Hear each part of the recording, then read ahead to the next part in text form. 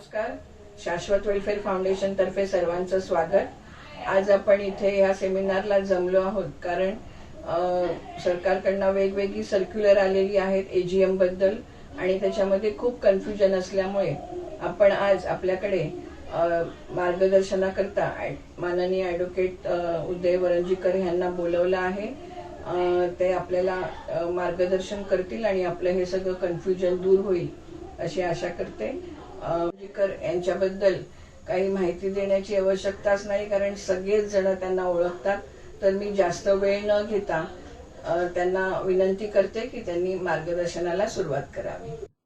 या कोरोनाच्या पार्श्वभूमीवरती आणि राज्य सरकारने आणि केंद्र सरकारने जी काही बंधनं घातलेली आहेत ती बघता आपण ऑनलाईन भेटतोय. अनिल कामत यांना विनंती आहे की आपला माईक बंद ठेवावा. My simple appeal to all my friends on that side की आपण आपला माईक बंद ठेवावा.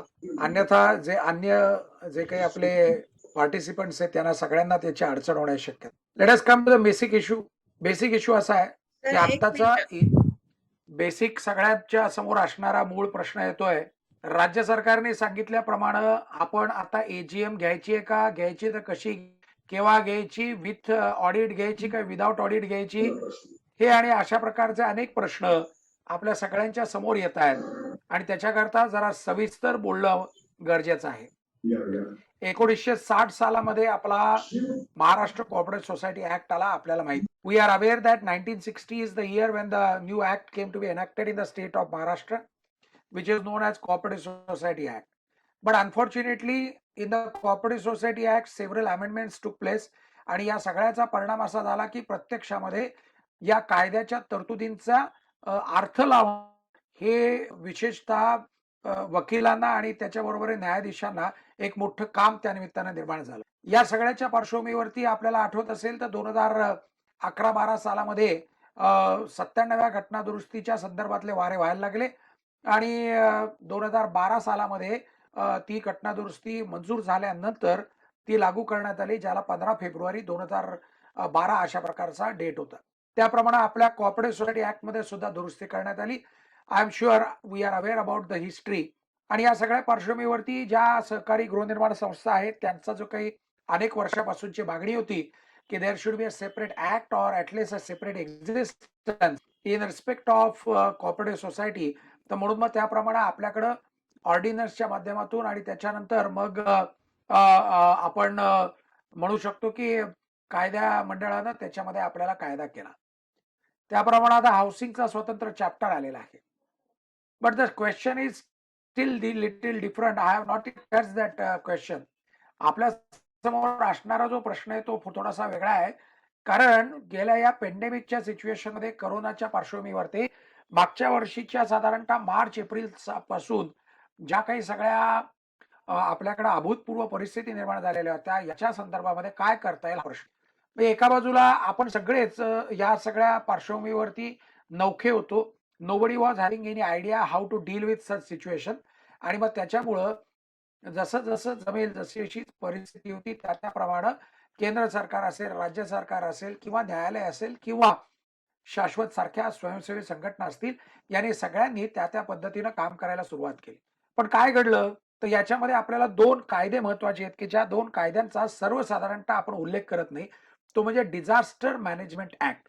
म्हणजे मग हा जो काही कायदा आलेला आहे तो 2005 सालामधला आहे. त्यामुळे माझा आपल्या सगळ्यांना एक छोटंसं अपील आहे की हा कायदा आपण न चुकता आपल्या मोबाईलमध्ये डाउनलोड करून घ्यावा. मोबाईलमध्ये असणारी जी गुगल मावशी आहे ती तुम्हाला डिझास्टर मॅनेजमेंट ऍक्ट 2005 असं म्हटल्याबरोबर या कायद्याचं PDF आपल्याला उपलब्ध करून देईल.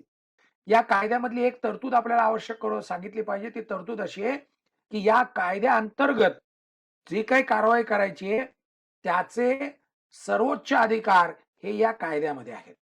म्हणजे थोडक्यात त्याला मी असं म्हणतो की ओव्हर रायडिंग इफेक्ट आहे. म्हणजे अन्य कुठल्याही कायद्यामध्ये काही तरतूद असली तरी देखील डिझास्टर मॅनेजमेंट कायद्याअंतर्गत जर का आदेश पारित केले तर त्याप्रमाणे ऑटोमॅटिकली त्या कायद्याच्या संदर्भामध्ये तो जो डिझास्टर मॅनेजमेंटचा जो काय कायदा आहे तो अत्यंत हा प्रभावी आणि सर्वश्रेष्ठ समज. एका बाजूला त्या ठिकाणी असणारे विविध कायदे आहेत ज्याच्यामध्ये आपण महाराष्ट्र कोऑपरेटिव्ह सोसायटी ऍक्ट म्हणतो आणि त्या कायद्याच्या पार्श्वभूमीवरती असताना सुद्धा डिझास्टर मॅनेजमेंट ऍक्ट नावाच्या कायद्याचा अधिकार जो काही आहे तो वापरून जर आदेश पारित करण्यात आला तर तो जो काही आदेश आहे तो या कायद्यापेक्षा श्रेष्ठ समजला जातो. या प्रकारचा निर्णय कुठे आला तर या प्रकारचा निर्णय माननीय सर्वोच्च न्यायालयानं मागच्या वर्षी दिला. Where as the issue before the honourable supreme court was conflict between the UGC and the disaster management act. त्याच्यामध्ये काय करता येईल काय नाही हे माननीय सर्वोच्च न्यायालयामध्ये प्रकरण गेलं होतं मागच्या वर्षीचं, आपल्याला आठवत असेल असं मी गृहीत धरतो. दुसरा जो आला तो हा साथीच्या रोगाचा कायदा आला की जो सुमारे 130 वर्षापूर्वीचा कायदा आहे. हा जो साथीच्या रोगाचा कायदा आला त्या कायद्याच्या संदर्भात सुद्धा आता आपल्याला थोडीशी माहिती होणं आवश्यक आहे. त्यामुळे हे दोन कायदे असताना आता आपण आपल्या कॉर्पोरेट सोसायटी ऍक्टकडे येऊया. आपल्याला माहिती आहे की 97वी घटना दुरुस्ती झाल्यानंतर जे काही आपल्याकडे दुरुस्ती झाली त्याप्रमाणे नाव there is a common date for all housing societies, all corporate societies so far as the AGM is concern. Section 75 ज्यांना गरज असेल त्यांनी लिहून ठेवायला हरकत नाही. सेक्शन 75 आणि मग त्याच्याप्रमाणे रूल्स मध्ये येणारी तरतूद आणि बायलॉज मध्ये असणारी तरतूद, मॉडेल बायलॉज जे आपण मान्य केलेले आहेत त्याच्यामध्ये असणारी तरतूद हे आपण सगळ्यांना माहिती आहे. या पार्श्वभूमीवरती ज्यावेळेस आपल्या लक्षात आलं की it is not possible to conduct AGM then what असा प्रश्न आला आणि मग आलं 25 फेब्रुवारी 2021 एक पत्र and the appeal or homework for all participant. आपल्याला जर आवश्यक वाटलं तर ते आपण लिहून ठेवावं. 25 फेब्रुवारी 2021चं पत्र, इट्स अ लेटर. मग त्याप्रमाणे 8 मार्च 2021चा आदेश झाला. हा 8 मार्च आपण जरा थोडासा हायलाइट करून बघितला पाहिजे, जो ऑनलाईन सुद्धा आपल्याला मिळतो. शाश्वतच्या फाउंडेशनच्या किंवा अन्य अनेक कार्यकर्ते ते सुद्धा आपल्याला हा जो 8 मार्चचा आदेश आहे तो आपल्याला मिळवून देऊ शकतात. 8 मार्चच्या नंतर 23 मार्चला एक कॉरिगेंडम म्हणजे शुद्धीपत्रक आलं, ज्यानं थोडंसं आपल्याला गडबड झाल्यासारखं वाटायला लागलं की हा जो 23 मार्च आहे तो 23 मार्च त्याप्रमाणे जरा त्याची जी तारीख होती ती तारीख त्यांनी बदलली आणि ती जी होती ती तारीख बदलल्यामुळं काय करायचं काय नाही असे सगळे प्रश्न आले. या पार्श्वभूमीवरती 30 जुलैला आत्ताचा नवीन आदेश परत पारित झाले. आपल्याला माहिती आहे की राज्य शासनाला या कायद्याअंतर्गत आदेश करण्याचे अधिकार आहेत, त्याप्रमाणे त्या पॉवरचा वापर करून राज्य शासनाने 30 जुलै 2021ला आदेश पारित केला की जो आपण न चुकता बघितला पाहिजे आणि त्याचं शुद्धीपत्रक आलं 3 सप्टेंबर 2021ला आणि म्हणून शाश्वत फाउंडेशननी या प्रकारचा ताबडतोब हा अशा प्रकारचं ज्वलंत विषयावरती मला आपल्याबरोबर संवाद साधायला सांगितलं. म्हणजे मग 3 सप्टेंबरचं जे झालेलं आहे त्याच्यामुळे काही गडबड झाली आहे का? हो, सकृत दर्शने काही गडबड आहे. कशात गडबड झालेली आहे तर ज्या आधीच्या ज्या डायरेक्शन्स आहेत म्हणजे 30 जुलै 2021च्या आहे त्या बाबतीचा त्याचा अर्थ काय लागतो अशा प्रकारचा तिथं प्रश्न निर्माण झाला. त्यामुळे मग 30 जुलै आणि 3 सप्टेंबर हे जरा थोडंसं विस्तृतपणे सांगितलं पाहिजे. So let me tell you 30 जुलैला काय घडलं तर 30 जुलैला 8 मार्चचा आणि 23 मार्चचा संदर्भ त्याने दिला. 8 मार्चचा आदेश, त्याच्यानंतर त्याचा 23 मार्चचं कॉरिगेंडम आपल्याला लक्षात आलं. त्याच्यानंतर 14 मे 21चा एक पत्राचा त्यांनी रेफरन्स दिला आणि त्यांनी असं म्हटलं की जे साथीचे रोग आहे त्या साथीच्या रोगाची जी काही परिस्थिती आहे ती परिस्थिती आणि साथीच्या रोगामुळे जी काही लॉकडाऊन झालेलं आहे ते बघता AGM या व्हर्च्युअल माध्यमातून घ्याव्यात असं त्यांनी सांगितलं. त्याच्याबरोबरीने असं म्हटलं की कलम 75 प्रमाणे आपल्याला 4 महिन्याच्या आतमध्ये ऑडिट पूर्ण करायचंय फिनान्शियल वर्ष पूर्ण झाल्यापासून. आपलं जे काही आर्थिक वर्ष आहे ते 31 मार्चला संपलं, त्यामुळे 4 महिन्यामध्ये आपल्याला ऑडिट करणं आवश्यक आहे आणि 6 महिन्यामध्ये म्हणजे सप्टेंबरच्या अखेरीला आपल्याला AGM घेणं आवश्यक आहे. मग हे सगळं असताना ती AGM फिजिकली घेणं शक्य नाही, म्हणून दी 30th ऑफ जुलै सेड ती ऑनलाईन घ्यावी, व्हर्च्युअल मोडनी घ्यावी किंवा OAVM पद्धतीने घ्यावी. त्यांनी असं सांगितलं की डिझास्टर मॅनेजमेंट ऍक्ट जो आहे त्या डिझास्टर मॅनेजमेंट ऍक्ट प्रमाणे महाराष्ट्रामध्ये 25 जून 2021 चे आदेश आलेले आहेत. त्याप्रमाणे 50 पेक्षा जास्त लोकांना एकत्र भेटायला मनाई आहे, म्हणून त्यांनी गाईडलाईन्स दिल्या. या ज्या गाईडलाईन्स आहेत त्या आपल्याला ऑनलाईन सुद्धा उपलब्ध होतात आणि ज्या गाईडलाईन्सच्या माध्यमामधून आपल्याला काम करायचं आहे असं आपल्याला आतापर्यंत तरी कळलेलं आहे. ते काय म्हणतायत की 50 पेक्षा कमी असेल तर त्यांचं फिजिकल तुम्ही घ्यावे मीटिंग, लक्षात ठेवायला हरकत नाही. मग दुसरं असं त्यांनी म्हटलं की 50 पेक्षा जास्त ज्यांचे सभासद आहेत अशांनी व्हर्च्युअल कॉन्फरन्स पद्धतीने घ्यावी किंवा अदर जे काही मेथड आहेत त्यांनी घ्याव्या, ज्याला OVAM असं म्हटलेलं आहे त्यांनी. मग त्यातला प्रश्न निर्माण झाला की याची नोटीस कशी पाठवायची. तर त्यांनी असं म्हटलेलं आहे की ईमेलनं पाठवा, SMS न पाठवा, व्हॉट्सअपने पाठवा. So there are 3 modes which are recognised by virtue of this आदेश डेटेड 30 जुलै सेइंग दॅट ईमेलनी नोटीस पाठवा, SMS न पाठवा, व्हॉट्सअप न पाठवा. हे अशा प्रकारचं 3 प्रकार त्यांनी सांगितले की जो काही आपल्या सभासदांनी जो काही जाहीर केलेला ईमेल असेल त्याच्यावरती पाठवा, जाहीर केलेला जो काही नंबर असेल त्याच्या वरती SMS पाठवा किंवा व्हॉट्सअप असेल तर त्याच्यावरती कळवा. मग याच्या व्यतिरिक्त नोटीस बोर्डावरती नोटीस लावा असंही त्याने सांगितलं.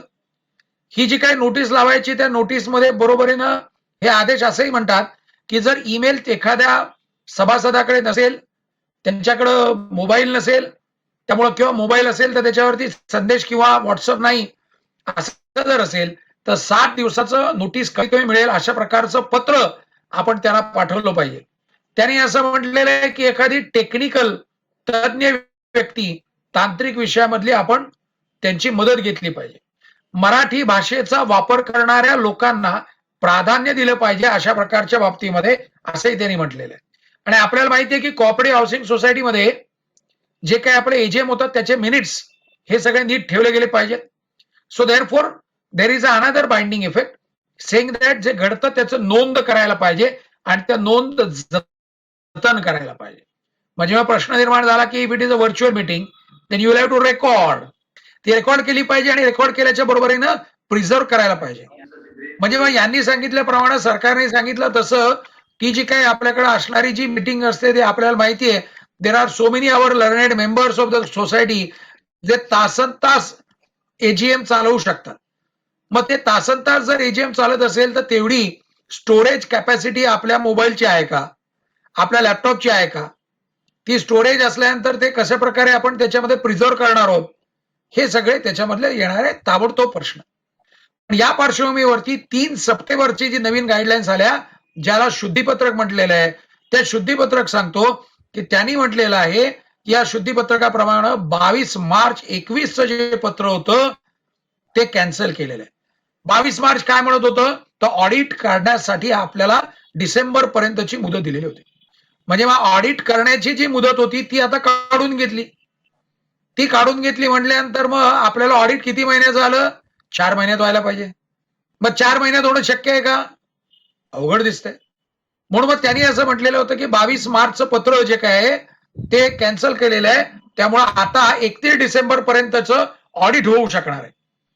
31 डिसेंबर पर्यंत जर ऑडिट होऊ शकेल असं जर त्यांनी म्हटलं तर मग प्रश्न असा झाला की जी एजीएम घ्यायची आहे ती एजीएम आपण विदाउट ऑडिट रिपोर्ट घ्यायची का. आपल्यापैकी अनेक लोकांना हे प्रश्न येणार आहेत मनामध्ये.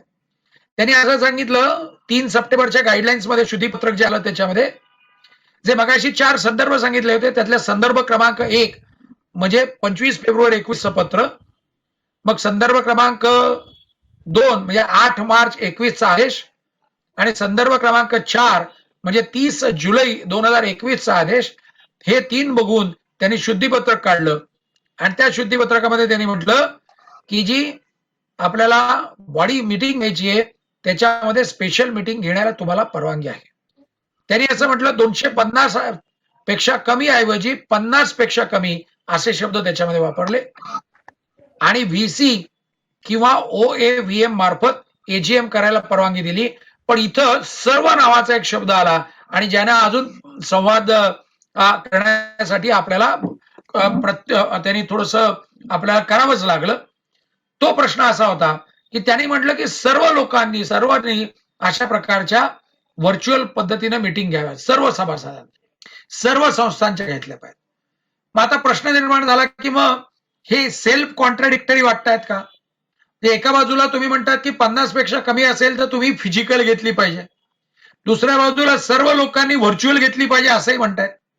आणि आज संध्याकाळची जर न्यूज आपण बघितलेली असेल तर मुंबईमध्ये आणि पुण्यामध्ये की ज्या ठिकाणी बहुसंख्य या सगळ्या आपल्या सहकारी गृहनिर्माण संस्था आहेत, त्या ठिकाणी आता 144 कलम लावलेला आहे.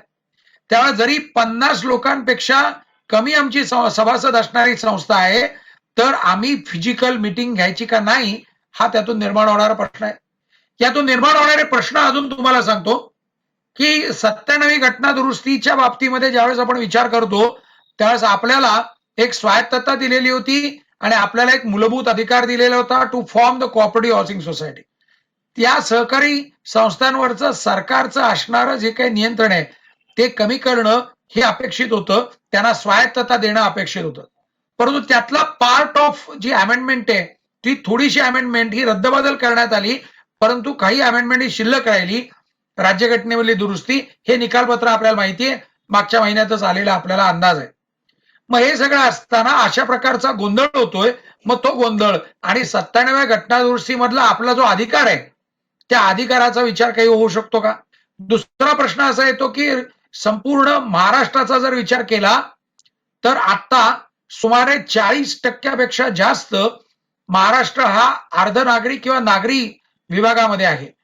पण जे ग्रामीण भागामध्ये असणाऱ्या जो काही सहकारी संस्था आहेत त्यांच्या बाबतीत काय करायचं?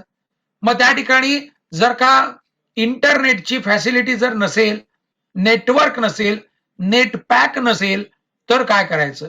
These are the other few questions which are coming.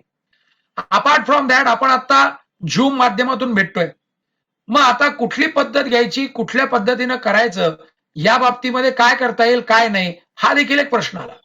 म्हणजे आपल्याला आठवत असेल तर काही महिन्यांपूर्वी अशा प्रकारचा एक वाद चाललेला होता, की जो वाद असा होता की झूम हे चायनीज ऍप आहे का नाहीये, का याचा निर्माण करणारी व्यक्ती म्हणजे संस्थापक हा चीनी नागरिक होता आणि तो आता अमेरिकन नागरिक झालेला आहे. आणि म्हणून प्रश्न निर्माण झाला की whether this is directly providing our entire data to them. मग व्हॉट्सअप बद्दल झालं तर व्हॉट्सअप हे फेसबुकनं ताब्यात घेतलेलं आहे आणि फेसबुक हे कमर्शियल पद्धतीनं काम करतं. तर मग व्हॉट्सअपनी देखील आपण त्यांच्याकडे डाटा देतो, त्याचं काय करायचं, असे देखील काही सभासदांचे प्रश्न यायला लागले. मग हेच जर करायचं असेल तर मग तुम्ही मायक्रोसॉफ्ट टीम्स वरती का नाही जात, वेबएक्स वरती का नाही जात, व्हिडिओ नावाचं व्हिडिओ नावाचं NIC-नं म्हणजे केंद्र सरकारच्या अखत्यारीमध्ये स्थापन करण्यात आलेले एक सॉफ्टवेअर आहे की जे माननीय सर्वोच्च न्यायालय वापरत आहे, की जे अतिशय डाटा प्रोटेक्शनच्या बाबतीमध्ये खूप चांगलं समजलं जातं.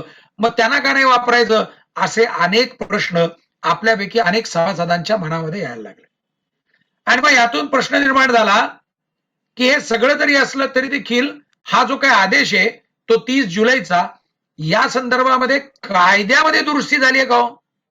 म्हणजे मी आता काय सांगतो बघा, कायद्यामध्ये तुम्ही व्हर्च्युअल मीटिंग घ्यावी अशा प्रकारचा कुठं तरतूद दिसतीये का? There is no provision. बर, रूल्स मध्ये तरतूद आहे का की तुम्हाला अशा प्रकारचे ऑनलाईन मीटिंग घेणं शक्य आहे? There is no provision. Let us go to the bylaws. आपल्याला माहिती आहे बायलॉज आहेत. बायलॉ नंबर 163 बघा, जो नोटीसच्या संदर्भातला आहे. बायलॉ नंबर 95-96 बघा, जो एजीएम आणि स्पेशल जनरल एजीएम मधल्या विषयांच्या संदर्भात आहे. इथं कुठं असं कशा प्रकारे एजीएम घ्यावी या संदर्भामध्ये कुठं उल्लेख आहे का की यांनी आता ऑनलाईन घेण्याबद्दल त्यांनी दुरुस्ती केली आहे का? तिथं पण नाहीये. And then we are getting stuck. मग आपल्या लक्षात येतं की हे सगळं जे काही घडतंय या सगळ्यामुळे निर्माण होती अडचण आणि मग त्याच्यानंतर वाद होत आहेत आणि मग त्याच्यानंतर गोंधळाची परिस्थिती निर्माण होते. And therefore now the question is what is required to be done. म्हणजे मग डिझास्टर मॅनेजमेंट ऍक्टच्या अंतर्गत जर हा आदेश घेतला असता, जो आपण 30 जुलैचा म्हणतोय किंवा 3 सप्टेंबरचा म्हणतोय, तर त्याला ओव्हररायडिंग इफेक्ट मिळाला असता, म्हणजे तो सर्वोच्च झाला असता. म्हणजे मग कोऑपरेटिव्ह सोसायटी ऍक्ट मध्ये जरी काही म्हटलेलं असलं तरी देखील ही अशा प्रकारे मीटिंग करण्यासाठी जर डिझास्टर मॅनेजमेंट ऍक्टच्या तरतुदीचा वापर जर केला असता तर याला अतिशय चांगलं असं कायद्याचं पाठबळ मिळालं असतं. चला आपण गृहीत धरूया हे कायद्याचा क्लिष्ट मुद्दा बाजूला ठेवूया. पण आपल्याला माहिती आहे there are so many our honourable members of the society who are enough vigilant and this will start asking several questions. मग प्रश्न असा येतो की आपण जे काही आता त्या सभासदाला जर का आपल्याला त्याची सर्टिफाईड कॉपी द्यायची आहे ठरावाची कशी देणार? त्याचं जे काही व्हिडिओ शूटिंग आहे ते व्हिडिओ शूटिंग आपल्याला जतन करायला सांगितलेलं असतं. ते प्रत्यक्षात जतन होतं का नाही हा एक प्रश्न आहे.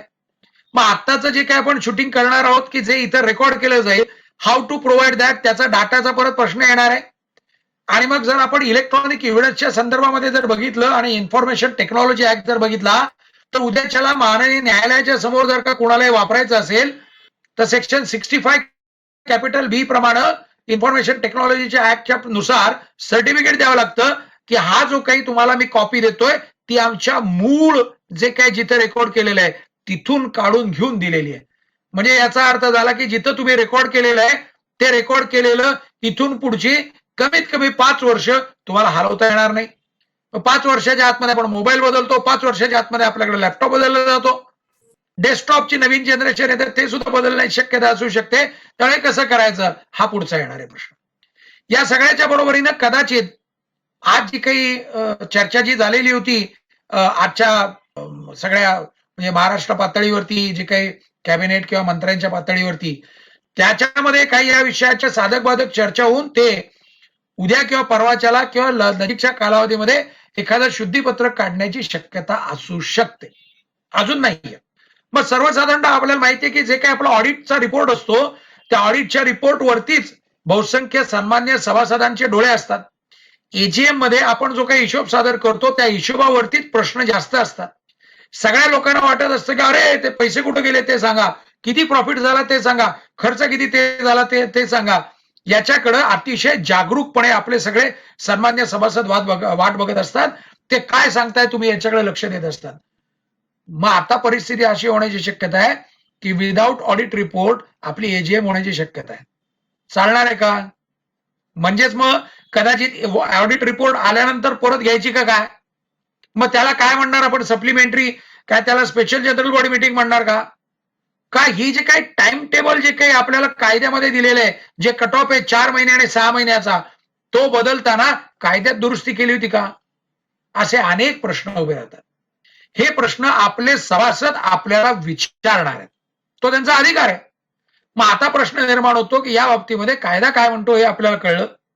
आपल्याला आज घडीला तरी सप्टेंबरच्या अखेरीपर्यंत जी काही आपल्याला एजीएम आहे ती घेतलीच पाहिजे. कारण आपल्याला डिसेंबर पर्यंतची जी मुदत होती ती काढून घेतलेली आहे. डिसेंबर पर्यंतची मुदत जर का काढून घेतलेली असेल तर त्याचा परिणाम काय होतो? कायद्यामध्ये अभिप्रेत असणारा जो 4 महिने आणि 6 महिन्याचा आहे ते लागू झालं. मग 4 महिने 6 महिन्याचं जे काही तत्व आहे त्याच्या आधारावरती जर आत्ता करायचं झालं तर अनेक आपले सन्मान्य सभासद म्हणणार आहे की आमच्या घरात गणपती आहे, आम्ही कोकण भागामधले, आम्ही गावाला गेलोय, आम्ही घाटावरचे आहोत, आम्ही विदर्भातले आहोत, आम्ही मराठवाड्यातले आहोत, आमच्या गावाला गणपती, आम्ही चाललो. गणपती संपल्याबरोबर आपल्याकडे येतो तो पितृपंधरवडा आणि पितृपंधरवडा म्हटल्यानंतर आपले अनेक सभासद म्हणणार आहे की असे एजीएम पितृपंधरवड्यात घेऊ नका. आणि मग प्रश्न निर्माण होतो की करायचं कधी? सर्वसाधारणतः आपल्याला माहिती का आपले सन्मान्य सभासद अत्यंत बिझी असतात. त्याच्यामुळे शनिवार आणि रविवारच आपल्याकडे उपलब्ध होतात.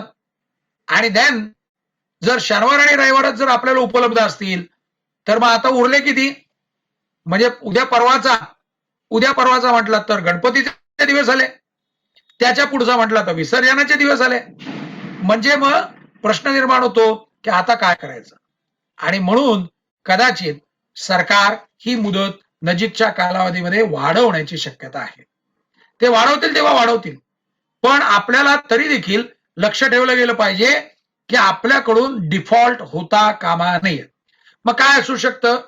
पर्याय नंबर 1 की आपल्या या सगळ्या सभासदांना सांगून ठराव करून घेणं की जेणेकरून हा जो काही समजा उशीर होत असेल तर तो उशीर हा माफ करून घेतला पाहिजे. What is supreme? The AGM is a supreme. AGM ही जर सुप्रीम असेल तर त्याप्रमाणे एजीएमच्या बाबतीमध्ये आपल्या लक्षात येतं की ती एजीएम सुप्रीम असल्यामुळं जर एजीएम मध्ये जर ठराव झाला की आपण मुदत वाढवतोय वगैरे तर कुणी त्या बाबतीमध्ये सर्वसाधारणतः आव्हान देऊ शकणार. जर सर्वसाधारण सभेची जी आपल्याला 31 डिसेंबर पर्यंत असणारी जी मुदत 23 मार्चला जी देण्यात आलेली होती ती जर का आता रद्दबदल केलेली आहे तर ऑटोमॅटिकली या महिना अखेरीपर्यंत आलं हे तर आपल्या लक्षात नक्की आलेलं आहे. मग प्रश्न निर्माण होतो की मग हे जर करायचं म्हटलं तर कसं करणार, आणि मग लक्षात येईल की अशा प्रकारचा कार्यक्रम शाश्वत फाउंडेशनने घेऊन आपल्या सगळ्यांना संधी उपलब्ध करून दिलेली आहे. हे झालं मांडणी, की जी मांडणी आपल्या सगळ्यांच्या समोर होती, जी शॉर्ट मध्ये मांडली. आता संयोजकांनी मला सांगितलंय 10 मिनिटं आपल्याला प्रश्नांसाठी आहे. But in the mean time I must say की सुमारे 97 लोक या ठिकाणी जमलेली आहेत, की जी 97 लोक इथं आलेले आहेत म्हटल्यानंतर अत्यंत चांगले एकूण सुजाण आणि जागरूक हे सगळे नागरिक दिसत आहेत. आता म्हणून मग प्रश्न निर्माण होतो की या बाबतीमधले एक एक प्रश्न आहेत, त्या प्रश्नांची उत्तरं आपल्याला खरोखर मिळणं शक्य आहे का? चला शोधूया. मोहन म्हणतायत की 4 months are already over on 31 July. आपलं म्हणणं बरोबर आहे. त्यांचा पुढचा प्रश्न आहे 14 दिवसाची नोटीस वेळ संपला आता, वेळ संपत आला. आपण म्हणतात ते पण बरोबर आहे, परंतु आत्ताच्या गाईडलाईन्स ज्या नवीन आलेल्या आहेत त्याच्यामध्ये 7 दिवसाचं सुद्धा आपल्याला देण्यात आलेलं आहे. त्यामुळे 7 दिवसाचं जर का आपण 30 जुलैचं बघितलं तर 30 जुलैमध्ये जर ईमेल नसेल तर 7 दिवसामध्ये द्यायचं असं देखील म्हटलेलं आहे. आणि म्हणून त्याप्रमाणे आपल्याला या प्रश्नांची उत्तरं शोधावी लागणार आहेत. आणि म्हणून एजीएमच्या मध्ये तो ठराव आपल्याला करून घेणं आवश्यक ठरू शकेल, की ज्या ठरावाचा आपल्याला पुढं उपयोग येऊ शकतो. पुढच्या प्रश्नाकडे जाऊया. When expenses are not confirm by AGM then whether it is legal. कायदेविषयक प्रश्न आहे मोहनराव गायकवाड.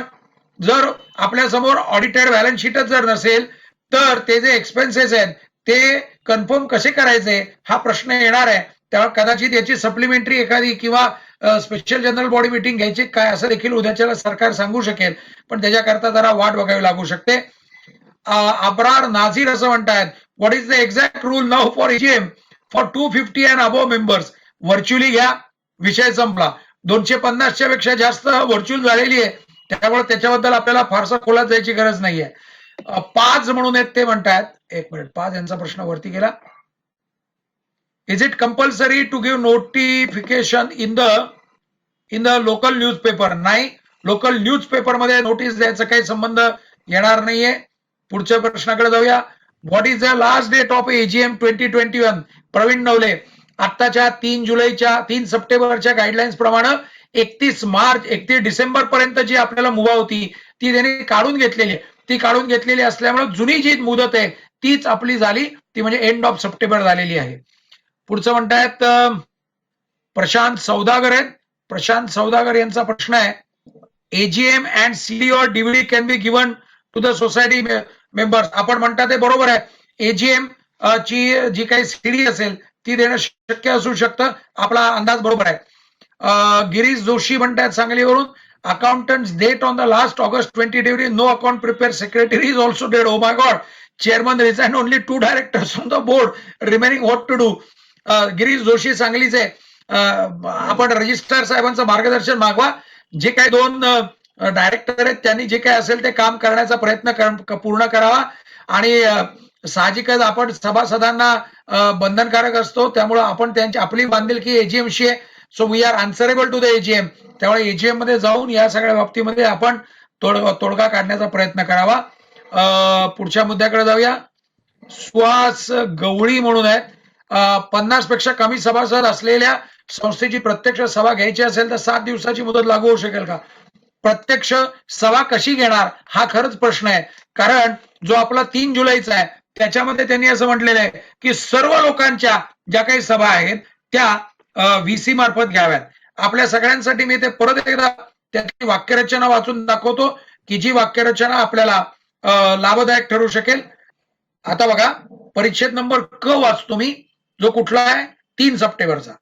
वाचा क्रमांक 4 मधील मुद्दा नंबर 2 जे नंतर मुद्दा क्रमांक 3 इन्व्हर्टेड कॉमा, महाराष्ट्र सहकारी संस्था अधिनियम 1960 मध्ये कलम 96 मुद्दा क्रमांक 1 व 2 मध्ये नमूद केलेल्या मार्गदर्शक सूचनानुसार सहकारी संस्था अधिमंडळाची विशेष बैठक घेऊ शकतील असे वाचाय.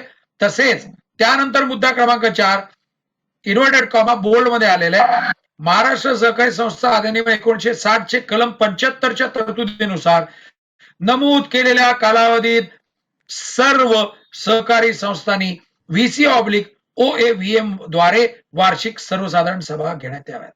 म्हणजे जो मागचा जो काही 50 लोकांचा जो प्रश्न होता, ज्यांची फिजिकल आपल्याला जी काही होती त्या बाबतीमधला हा क असा म्हणतो की सर्व आहेत म्हटल्यानंतर एजीएम येते 75 प्रमाणे.